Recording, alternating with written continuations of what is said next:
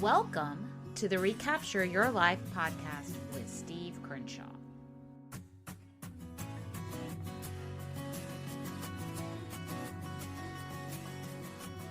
Welcome back. This week we're going to focus on life lessons that come from different philosophical and religious teachings, from the Buddha to Lao Tzu and Confucius to Jesus. We've had great teachings for thousands of years, and I want to focus on these teachings more because I get caught up in the teacher of the day syndrome, and maybe you do too. Looking back at the great sages will bring what we can learn from modern writers into clearer view, because let's be honest, most modern writers are saying what the greats have said for centuries. Number one, pay more attention to your insides than your outsides. Maybe it's been this way for hundreds of years, but I know today we focus so much of our time on what other people are doing, whether it's watching reality television, watching YouTube, looking at Facebook, Instagram, TikTok, whatever we can do to distract us from ourselves. What this does is cause us to judge our insides by someone else's outside. We've all seen the perfect family on Facebook, vacationing in Cancun or skiing in Colorado. Or we see the videos of people with the belief that if I act crazy or do something over the top, people will like me because they like my video. The trap many people fall into is feeling like they're missing out because they post a video or a picture and 6 people like it. The truth is, most people watch a video or look at a picture and maybe they like it, maybe they don't. Then they move on to the next thing in the algorithm. They possibly never think of the person who posted it again. Even friends on Facebook. Lao Tzu says in the Tao Te Ching, an excess of light blinds the human eye, and an excess of noise ruins the ear. An excess of condiments deadens the taste. The effect of too much horse racing and hunting is bad, and the lure of hidden treasures tempts one to do evil. Therefore, the wise man attends to the inner significance of things and does not concern himself with outward appearances. He ignores matters and seeks the spirit. Jesus said, the kingdom of God is within you. And the Buddha, it's better to conquer yourself than to win 1,000 battles. Then the victory is yours.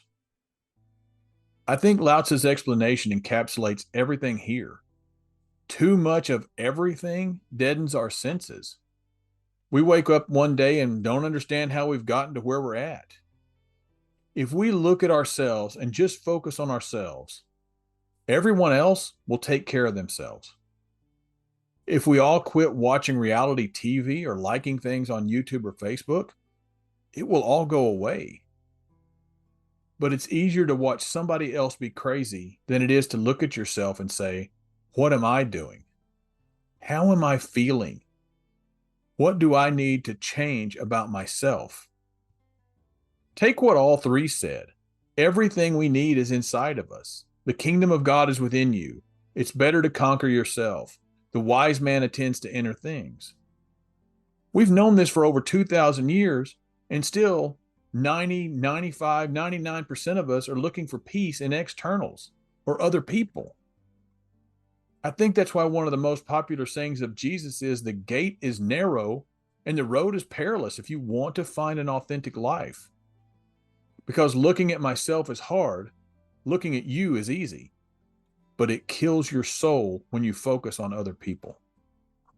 If we truly want to pay more attention to our insides than our outside, we can take a couple of minutes each day to meditate or journal how we're feeling. We can set a timer for different hours in the day to just stop and say a quick prayer. We can study Tai Chi or yoga to help us center ourselves. Light a candle and incense in the morning and just quieten ourselves before the day starts.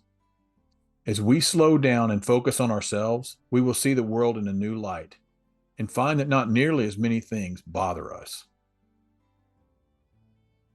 Number 2, don't try to control others. Control. We all think we have it, and none of us do. Controlling others is a major sport in today's society. Whether it's using force, speaking ill of someone, or subtly trying to get them to conform to your ideals.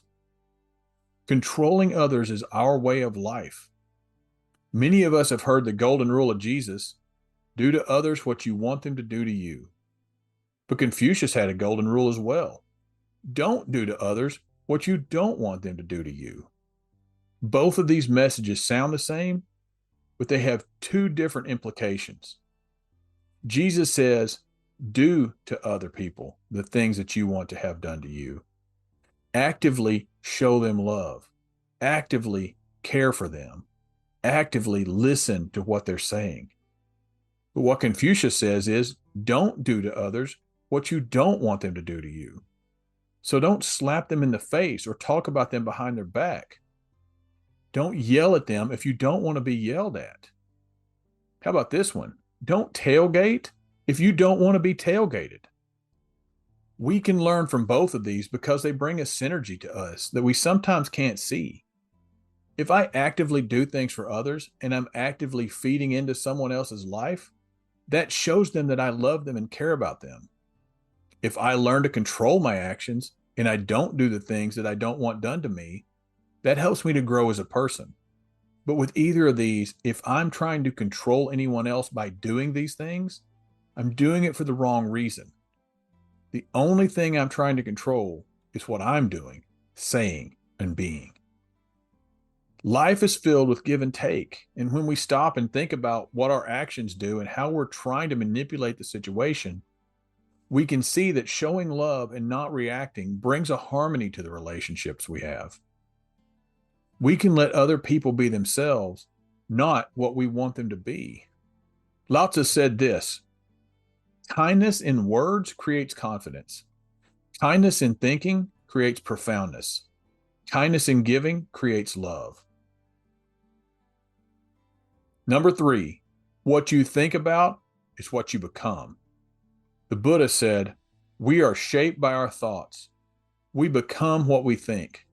When the mind is pure, joy follows like a shadow that never leaves. In the Protestant Bible, St. Paul wrote, the renewing of your mind will transform you. As a coach, when I talk to people about thinking, it's about what does my future look like? Am I saying the right things to myself? Am I asking myself the right questions? Are there things I can stop saying to myself? I have a handout of cognitive distortions, and you can get these by Googling cognitive distortions. But what a cognitive distortion is something that we say to ourselves that aren't true, or they're twisted truths that have become false because we've twisted them out of shape. If you say to yourself every day, I can't do this job, you're going to end up not being able to do your job. If you say to yourself every day, I hate my spouse, you're going to hate your spouse. If you change the way you phrase it and ask yourself, how can I do this job better? How can I love my spouse the way they are? Your mind gives you answers to those questions. You have literally started renewing your mind by asking the right question. Author Michael Singer says in his book, The Untethered Soul, that we should become the person watching for whoever is saying these things in our head. If we learn to watch and learn to ask better questions, every answer that we need, every answer we truly seek is in there. We have to learn to look for it and ask in the right ways. Number 4, change is inevitable, so embrace it. Change is life, and life is about change. Nothing is ever static, and this goes along with trying to be in control all the time as well. When we understand that change is inevitable, we can release our control on the world. Lao Tzu wrote, life is a series of natural and spontaneous changes. Don't resist them. That only creates sorrow. Let reality be reality. Let things flow naturally forward in whatever way they like. Worrying about what might happen doesn't stop something from happening. It just causes us to be miserable in the here and now. What Lao Tzu is saying is that we can create our own sorrow by worrying about what changes are coming. When we understand people move, jobs are lost, and accidents happen, we can stop worrying and start living. The Stoic philosopher Marcus Aurelius wrote, observe constantly that all things take place by change, and learn that the nature of the universe loves nothing more than to change the things which are, and to make new things like them. Most of us have settled into a comfort zone. We're afraid of anything new or changing. We like our routine because it's comfortable. We are complacent because we like to be. Or maybe we just believe that nothing will change and hope for nothing better.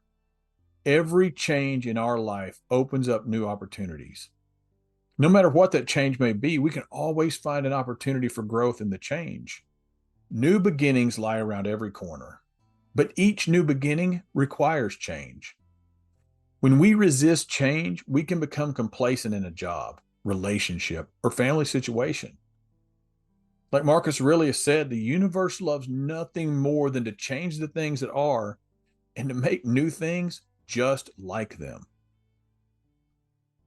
And number 5, learn to live in today. Jesus told his disciples, don't worry about tomorrow. Let tomorrow worry about itself. Let today's trouble be sufficient for today. I have a friend who has been told she has a short time to live, and she has embraced this with open arms. What she reminds all of us to do is that no matter what, stay curious. She says that she's staying curious about what's coming. She's not just giving up and not living today because she doesn't know what's going to happen tomorrow. She has made the choice to live in today, knowing what tomorrow holds. Like Jesus said, no matter what happens, tomorrow, we still have to live today because we have to earn a living and do our job or take care of our families today. Living in tomorrow has never made doing today's job easier. It only adds to the stress of trying to live today. The Stoic philosopher Seneca said this: expecting is the greatest impediment to living. In anticipation of tomorrow, it loses today. We all only get so many minutes in a day and so many days in a life. Some get more, some get less. But what you choose to do with today is your choice. Whether you manage today wisely and work with good purpose, or you live as the Taoists say and follow the flow of life. No matter what, you can only live in today, and more importantly, in this moment. So what will you do with it? All right, that's it for this week. Thank you so much for listening. If you like what you hear, please remember to subscribe and share this with your friends. If you want to stay up to date with all the happenings that Recapture Your Life, you can sign up on the website. We're also offering complimentary coaching sessions, and you can sign up on the website as well. Thanks for listening. I'll talk to you in a couple of weeks.